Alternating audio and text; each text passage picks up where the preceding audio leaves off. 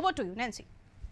आ चुकी आज उत्तर प्रदेश में भी लोकसभा के दूसरे चरण का चुनाव शुरू हो चुका है। 7 बजे से ये वोटिंग शुरू हो गई है। अनादि टीवी के जरिए सबसे पहले तो यही अपील आप सभी से कि आप सभी अगर अभी तक घर में हैं, वोट आपने नहीं डाले हैं, तो कृपया कर अपने घरों से बाहर निकलें और अपने अपने मताधिकार का प्रयोग करें। चलिए आइए नजर डालेंगे अब उत्तर प्रदेश की उन सीटों पर जिन पर चुनाव हो रहा है। अमरोहा, जहां मेरठ, गाजियाबाद और बागपत, ये वो कुछ सीटें हैं जिन पर चुनाव चल रहा है दूसरे चरण का उत्तर प्रदेश में। बुलंदशहर, गौतम बुद्ध नगर, अलीगढ़ और मथुरा, कुल मिलाकर ये 8 सीटें हैं लोकसभा की जिन पर चुनाव है। लोकसभा के दूसरे चरण का चुनाव चल रहा है। अमरोहा, मेरठ, गाजियाबाद, बागपत, बुलंदशहर, गौतम बुद्ध नगर, अलीगढ़ और मथुरा, तो ये कुल वो 8 सीटें जिन पर प्रत्याशियों की किस्मत ईवीएम में आज कैद हो रही है। सभी जो मतदाता हैं वो अपने मताधिकार का प्रयोग कर रहे हैं। लोकसभा के इस चुनाव में जो मतदाता हैं वो अपने मताधिकार का प्रयोग कर रहे हैं और ये वो 8 सीटें हैं। 8 सीटों का ये हम आपको ग्राफिक्स के जरिए एक एक सीट का हम आपको बता रहे हैं। आगे हम आपको समीकरण भी बताएंगे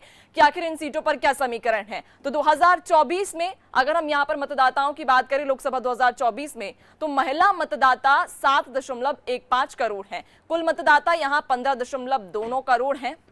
इसके अलावा ट्रांसजेंडर मतदाताओं की अगर बात करें तो 7,705 ये ट्रांसजेंडर मतदाताओं की संख्या है। तो ये कुल मतदाताओं की संख्याओं की हम आपको जानकारी दे रहे हैं ग्राफिक्स के जरिए। जहां पुरुष मतदाताओं की अगर बात करें तो 8.14 करोड़ पुरुष मतदाता।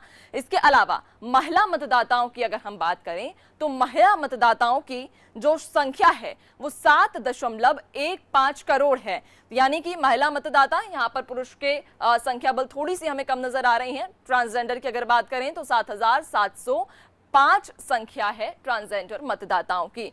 चलिए आगे हम आपको और बताएंगे कि आखिरकार 2019 में क्या कुछ यहाँ के चुनावी परिणाम रहे थे। एनडीए ने यहाँ 64, बसपा 10, सपा 5, कांग्रेस 1 और अन्य ने यहाँ पर फिलहाल कोई खाता नहीं खोला था।